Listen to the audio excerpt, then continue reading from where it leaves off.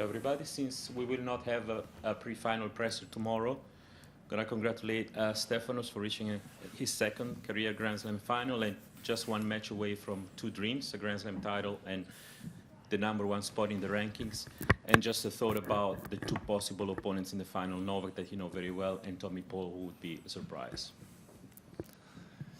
I think we got two great opponents on the other side of the draw, to which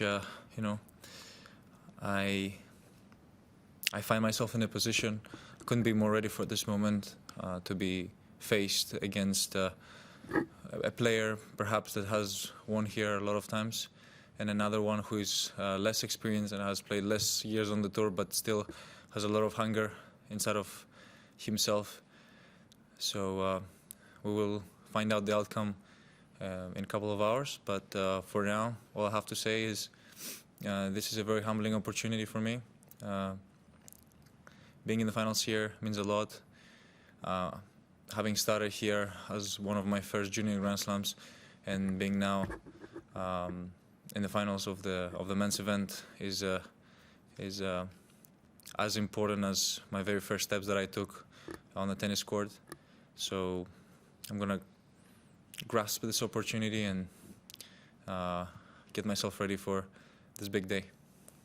Scott. You talk about 2006 and Marcos. Was that genuinely your first memory of seeing the Australian Open in Melbourne? Where?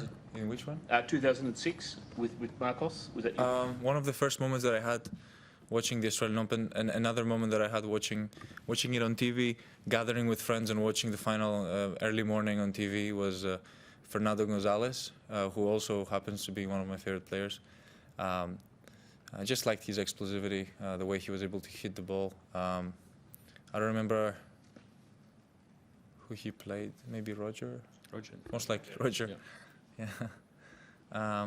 So this is something that is in my mind, living it as a young kid before I even started playing like top junior tennis. when did you first come to Melbourne? What was your first trip? My first trip to Melbourne was in 2015. Yes, I played the first junior event here.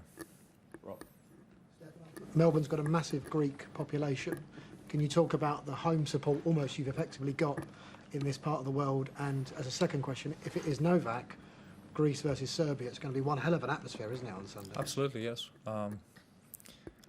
Both Greece and Serbia have put the tennis as a big contender in big events. Serbia is also a very small country, just like Greece, and they have produced a lot of good players. Novak is someone that has led the country when it came to tennis, and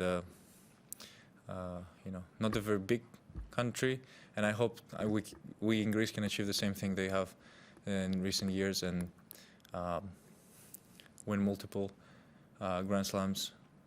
I speak in a sort of in the second person because I want to do this together with Maria, because I feel like we can achieve together a lot of things, a lot of great things, and of course right now I'm focusing on myself, but it's always important to me that two individuals can give structure and hope for a country.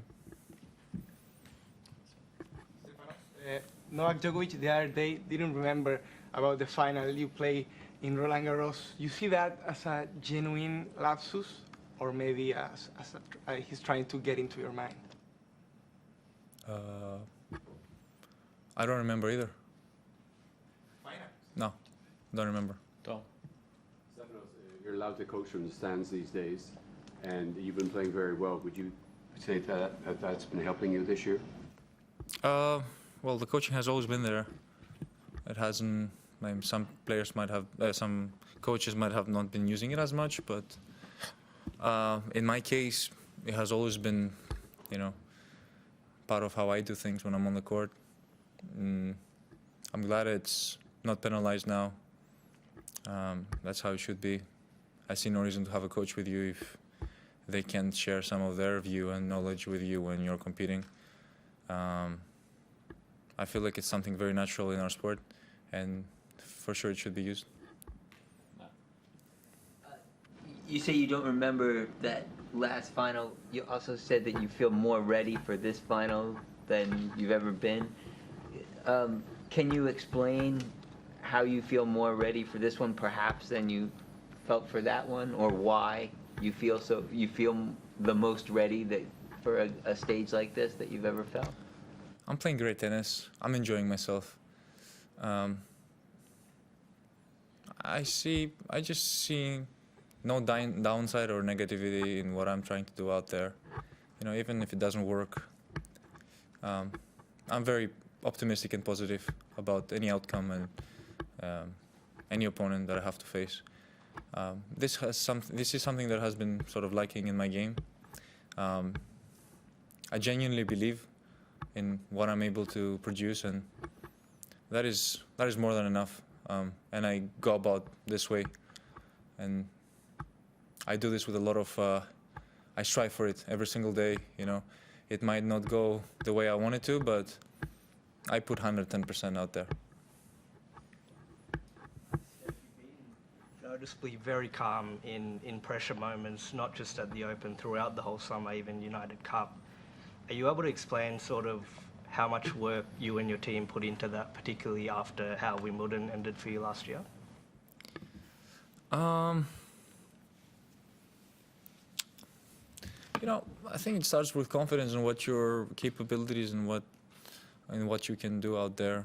I think frustration also builds when you start sort of panicking, or you feel completely off and completely not okay with your game, and it has this tendency to build up over time, especially when you're unable to find some sort of solutions within yourself. So I definitely believe this is something that hasn't been, you know, reoccurring, and you know, I have a good relationship with myself on the court, and I think this is something that has given me that sort of attitude, and of course less frustration than before. That I don't feel like, you know, I don't feel like it has produced anything beneficial for me. It's also experience at the same time.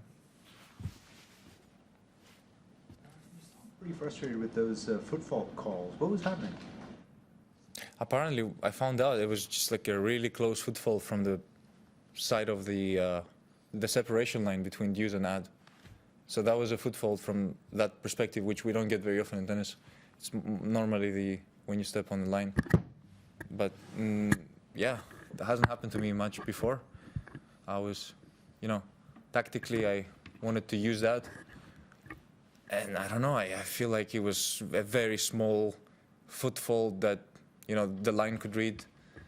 And it was, yeah, I was a little bit frustrated because in my eyes, I didn't feel like I was doing anything. I changed it, and that was the last time. Last one, Howard.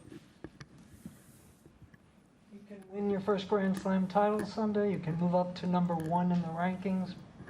As a kid, did you think about one or the other? Do you remember at what age you might have started to think about one? Well, I remember watching it on TV and saying to myself, I want to be there one day myself. I want to recreate that feeling for me. I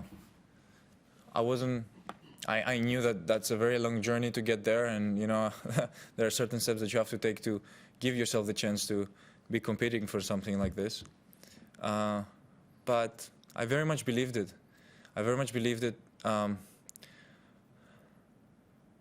First of all, it's your ego that speaks. You know, it's